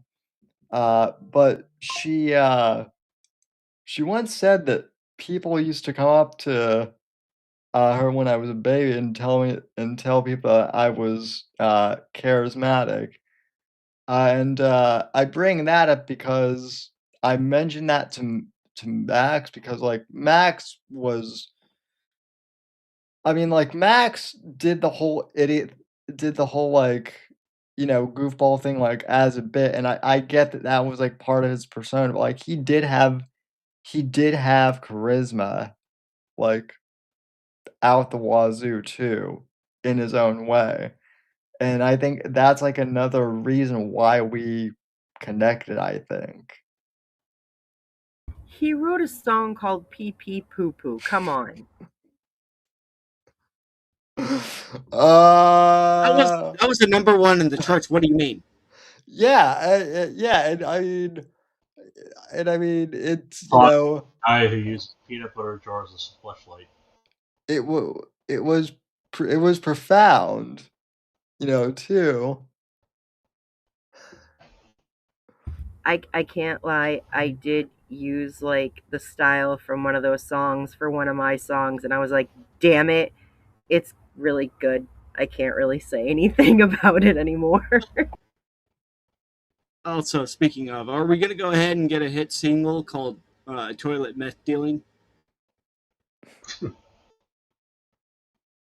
I think we need a single called Toilet Flush, because Max and I would always talk at like how annoying the AM radio, like morning zoo guys are. Um and so I feel like making fun of them, like I've gotta continue to make fun of Anthony Cumia, if for no other reason than Max what would like want me to. So He would definitely want the funny and the comedy to continue. well, as the philosopher Shmuley once told me, although I think he stole it from Max, to be honest, God favors the funny, and like I definitely believe that. Yeah, I think that was kind of like a co-effort there that they kind of both came up with that together actually. Well, of course, but Shmuley like has to say, "Oh, I came up with it because I'm Shmuley." Of course. So, So speaking of hit singles and stuff, um I actually kind of a little bit of a downer now, but I actually wrote a song for Max after everything that happened, and it is published on Suno now. So if you wanted to play it, you can. If anyone wants to go check it out, just go to Maxine Sand on Suno, and it's called Empty Desk Chair. all right, let me pull that up on I'll keep that on in mind. It is a half hour past pumpkin already, so yeah. I'm Well, gonna go ahead and hop out. yeah. Well, Craig, thanks Yeah, I for kind of figured this And could be the last thing because it's getting late and we're all tired. so yeah, I'll probably catch it as from the audience side as I'm getting the bed ready and so on. But in any event, um, yeah. once again, as you'll be hearing for probably another month or so. So get used to it, Maxine. My condolences. Max was a dear friend at the time that I knew him. Thank you. Um, and I'm very glad I was able to be here to share this time with you. And All right. Craig, thanks for helping us all out, and we Yeah. really appreciate you, man. So Yeah. Glad to be thank here. you. Thanks for being here. Yeah. All right. Good night, guys. So and uh and also I know that Shmuley had to pop out, but thanks to Shmuley as well for popping in and sharing his story as well. So let's see. I just want to say, may his memory be eternal, and you know, so long as we remember him in our memories, I know that his life and his legacy that he has, you know, set forth and put on, I know that he will always live, and especially for a very, very long time. Absolutely. Yeah, I absolutely agree, and that's definitely going to be my goal going forward is to definitely keep his memory alive, and that's why I really am going to think about maybe taking his spot on the show. I'm going to have to think about it, but the fact that it's something that kind of came to me right away just makes me think it's something I really do need to take time to think about. Yeah, I mean, please do, think about it. And, you know, uh, I mean, I mean, I hate to say this because, like, the occasion is, shitty, but, like, I thought that this show was gonna suck, but it's I don't wanna say it's been fun because that's not the right word, but But it's it's been been even a more of a lot show. less sucky than, like, I imagined.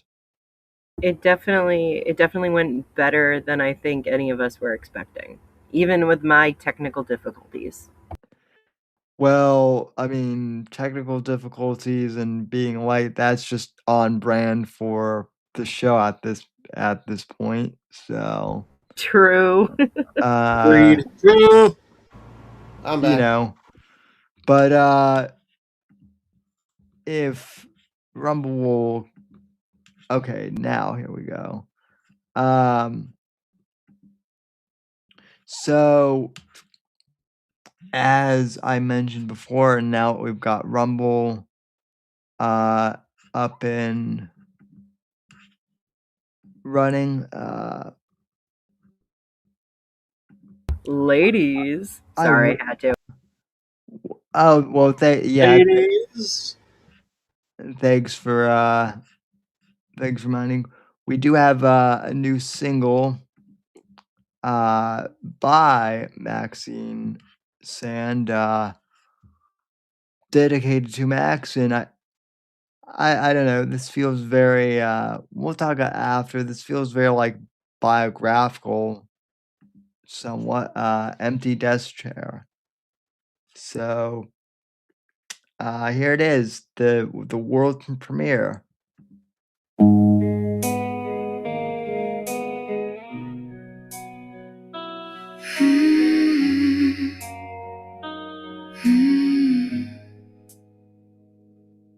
I remember the first time I saw you sitting at the computer playing your video games.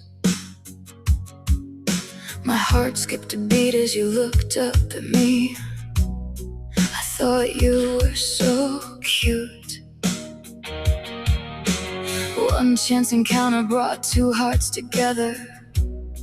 It was love at first sight. Then the years went on and our true love grew with marriage and a child. I was the happiest I've been in my life. But now your desk chair sits empty in the dark as I remember that fateful night. No more late night talks while we share a blunt. All the conversations I've lost. No more seeing you smile or hearing your voice telling me how beautiful I am. And I can't help as I scream to God, why? How could you take him away from our life? But I know there's a reason, even if I don't have the answer now. I know I'll get it one day. When I see you again, when we meet at the gates.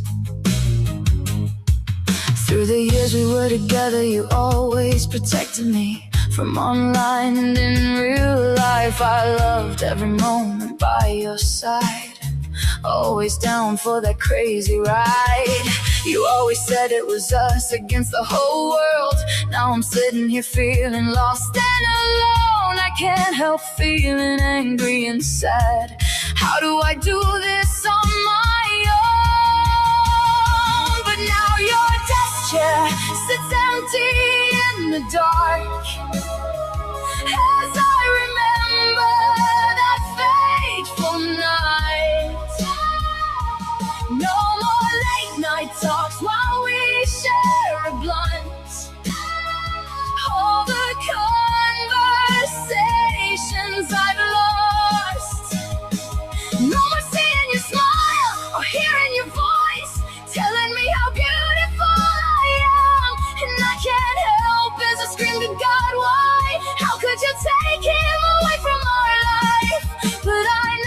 there's a reason. Even if I don't have the answer now, I know I'll get it one day. When I see you again, when we meet at the gates. I miss you so much, every day it hurts and the tears won't stop. But I gave you my word to stay strong and take care of our body. I promise I'll make you proud of me. I'll show you that I can do it. I know you believed in me, and that just helps me push on. But for now your desk chair sits empty in the dark, as I remember that fateful night. There's no more late night talks while we share a blunt.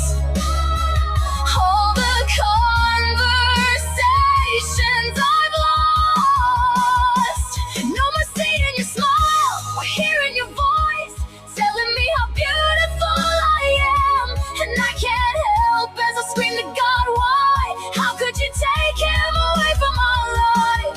But I know there's a reason, even if I don't have the answer right now. I know I'll get it one day, when I see you again, when we meet at the gates.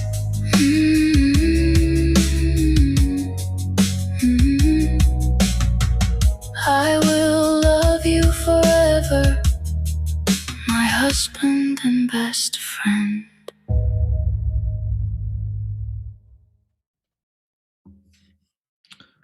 Well,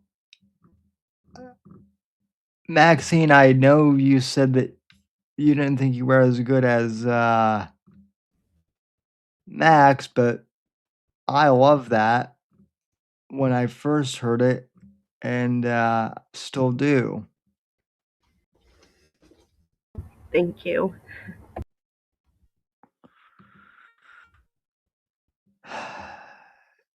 Yeah, it's You were every bit as good as Max was, Maxine. yeah. Yeah. And he would be proud of you. Thank you, Sam. Thank you, guys. I mean, like I said, I'm amazed that you're here and that you've been communicating with all of us and helping us out through all of this. I was, generally kind of thinking, well, I'll give her space, and which I am still, trying to do. But you've been very proactive, which is more or less amazing. Because I don't think I'd be able to if I lost my partner. I honestly think it's because of Max that I'm able to, because he kind of helped me through this when I lost my dad, and I'm trying to do things differently from then, and not trying not to like let it suffocate me and let it drown me. And the one thing I've done differently is anytime I feel like I need to cry, I just let it happen now. I Yeah, don't try holding it in because I realize that's bad. The only hard part is not crying around our son, because I think aside from losing Max, the hardest thing was having to tell our son, and now trying to help him understand why daddy's not coming home. And that's very, very difficult right now. Well, I bet there's nothing to go ahead and say for that. I mean, I this is in a sensibility of when you lose your father young. It's going to change you. It's going to change like a lot of your teenage years and everything like that, you don't have anybody to go to, especially when you're growing up.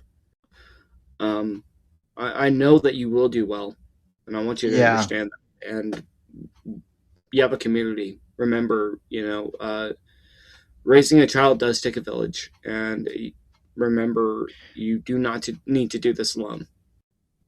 I don't I appreciate that.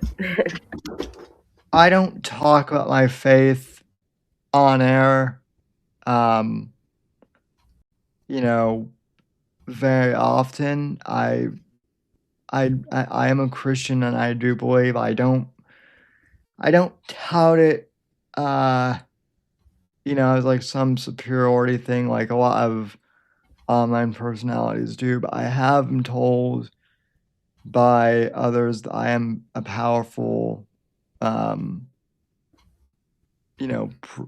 prayer. Um, I'd like to think that all of us are, you know, powerful in prayer when we utilize it. And so I've really been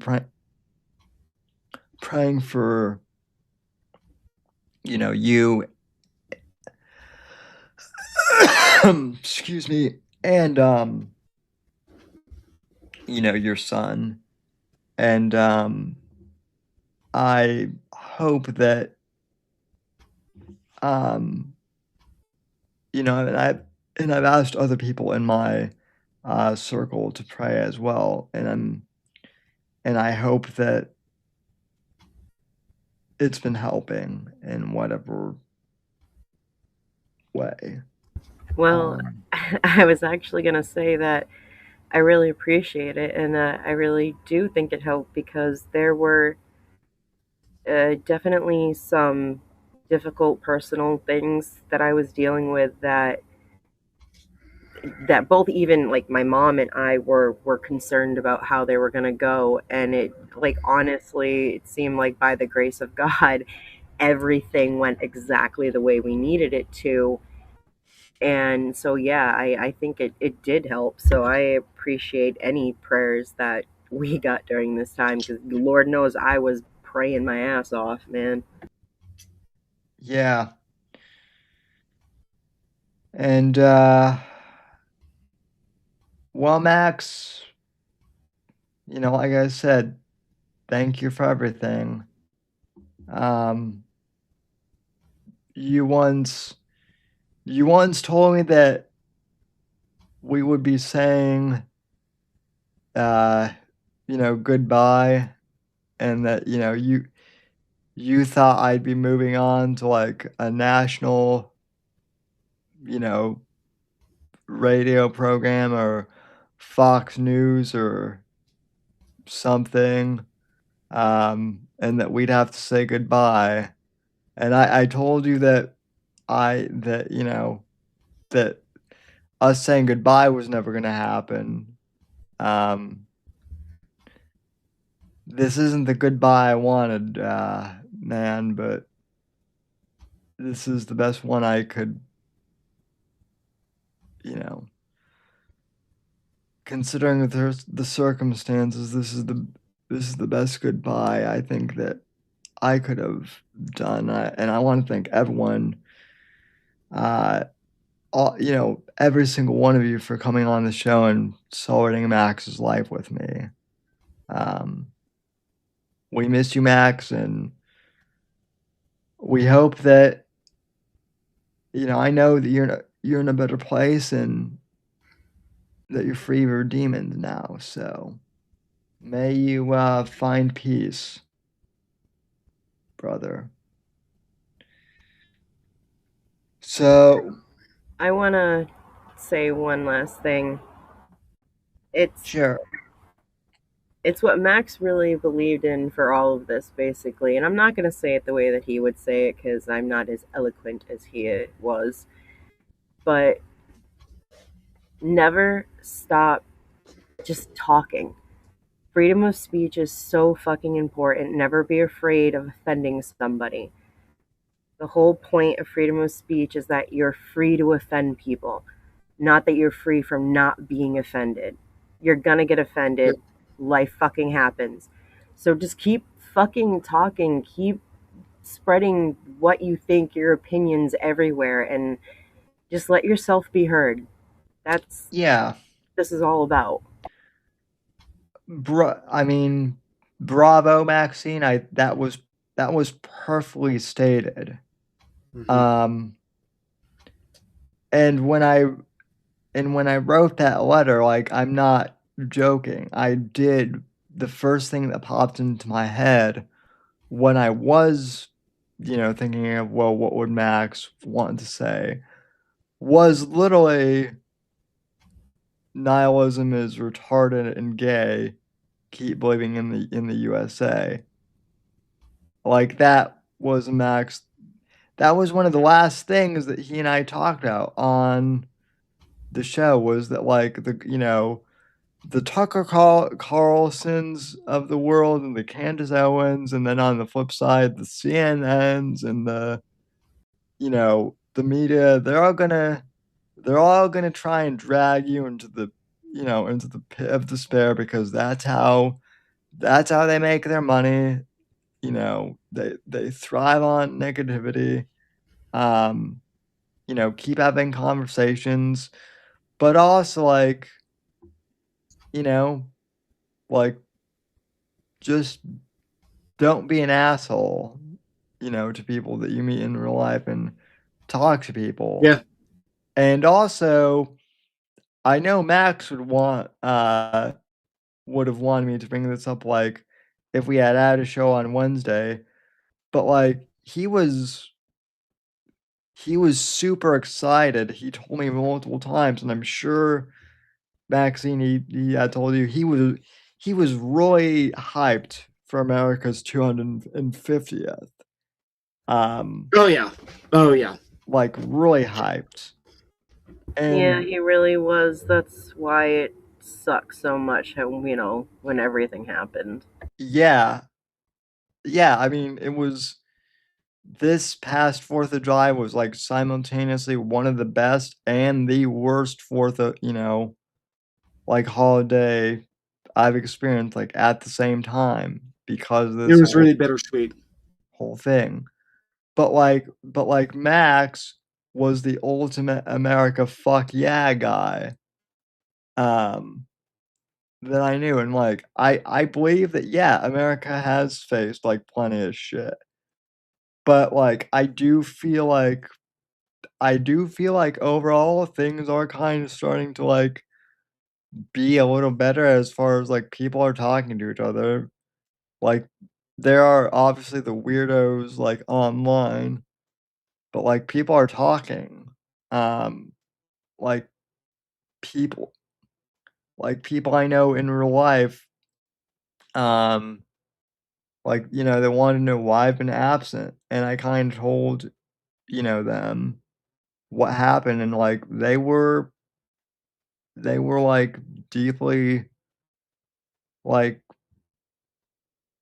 I don't wanna say, like, saddened as we were, but, like, they offered me condolences and wanted me to extend condolences to his family. So, we don't live in as divided of a society as the media portrays, and I think that that's something that Max would have really wanted us to state. So, um, that, and he also would have insisted on everyone buying my book, so please do that. But,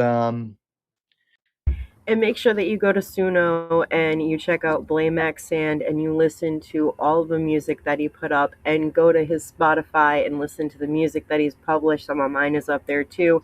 yeah. And my Suno, Maxine Sand, there's stuff that I have of his and ours that we've worked on that I haven't published. So I'm gonna be trying to publish some of that stuff and keep going. So if The I'm gonna keep going, y'all keep going. Yeah, the other thing too, I don't the other thing too, and if there are any, like, video people who are, like, knowledgeable on this, um, I would like I'm putting this out there kind of, like, in, the ether, but if there's anyone who knows, of like a good platform besides Rumble. I've heard Odyssey is a good platform to like archive stuff. Basically, Yep. what I'm asking is, I know Max had some of his old content archived, but like I've been watching some of his old like Maxian position videos, some of which Yep. are not on Rumble, and like even his old content that like I wasn't here for, like I think that should still be preserved along with like the cringe coffee house stuff. So And probably here soon, I want to make the best of the Cringe Coffee House. well, Tim, you're like the perfect one to like, take care of that. And so yeah, like we're gonna keep carrying on Max's legacy and like preserving his work as best And we can. let's just say that the last cringing over coffee episode hasn't come out yet. Ooh. Now I'm Ooh. intrigued. I didn't even know this. This is breaking news. But anyway, I'll let Maxine have the last word on the show. So Uh, well, I just want to thank everyone that came on and, said stuff about Max and shared memories and stories and everything. I want to thank anyone that's, been watching. Um, it's been really difficult, but I know that Max would definitely want us all to keep this stuff going. He wouldn't want, he wouldn't want Sam to stop writing his books or anybody to stop making any content that they're making. And yeah, stupid car. Sorry, I'm outside. Uh, um, yeah, he doesn't want you guys to stop talking, even if it's someone that has a different, political view than you or just different life view. Just talk to people, and it's what we need. We need more of talking to each other and understanding each other, and to stop letting the idiot bullshit divide us. And that's one thing that Max said a lot, and it's kind of what I want to leave you guys with is, just remember what Max said. Talk to people, keep sharing opinions, don't be afraid to offend somebody. Freedom of speech is so important. That's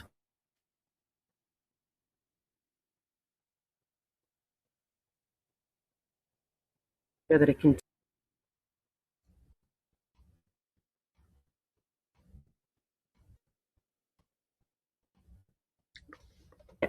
that means I'm done. okay. I wasn't sure if you got rumbled or what again. Yeah. But anyway, well that was beautifully said. Um and yeah, like regarding my books, I do have more like, you know, works in progress. I've already got like some stuff like that I'm writing for next year. And like I said, Vengeance in Venezuela out now. Available in paperback, and like yeah, I don't even have my own like, I have the preprint like edition. Um but oh, that's not what I wanted. Um so yeah, here it is in paperback. The ebook is available. We'll have more stuff as I mentioned, more stuff coming out, but please pick this up because now I can say that Max would want everyone to read this, and I'm sad that you won't be able to see how the whole series ends in the future, but I know I definitely will have a book dedicated to him. in the future as well. So, more. I know that we'll be doing something for Bits and Bones. Any other announcements regarding that? Not really. We're just gonna do some reminiscing about Max on Friday, and sure, there's gaming news, but that's really gonna be secondary. Hopefully, Yeah, we can get Core on. I'm yeah, gonna try. yeah. There were some people who we wanted to have on tonight who couldn't make it, but we really appreciate everyone who did come on. And like this is the main tribute show, but I'm sure we'll have tributes, you know, for the foreseeable future. Um, so Mac's legacy continues to live on, and his legacy is Right to Offend Media. And I'm honored to kind of help take the helm in his Yeah. honor. So I want to thank everyone who came out to chat about Max tonight, and I want to thank you, the audience, for tuning in, whether that be live or in the podcast format. I'm Sam Whitfield, signing off on behalf of my dear brother in arms, Max Sand, and Maxine, Timmy, and Morpheus, and Shmuley and Craig. Thank you all for and Chibi. Thank you all for joining us here tonight. And well, I'll try and be back next week with a show. But until then, take care. God bless, and man, hold those close to you a little tighter because you really don't know when your time is up. We're So, never guaranteed tomorrow. But make yeah, with what you amen. got for today. So, I good couldn't have night. put any of that better myself. Absolutely. Just Amen. make sure you do tell your loved ones that you love them. Because, Yeah. yeah, you don't know the last time you're going to get to say something to them. And, yeah, don't have regrets. I have. So, well, good night, everyone, and take care.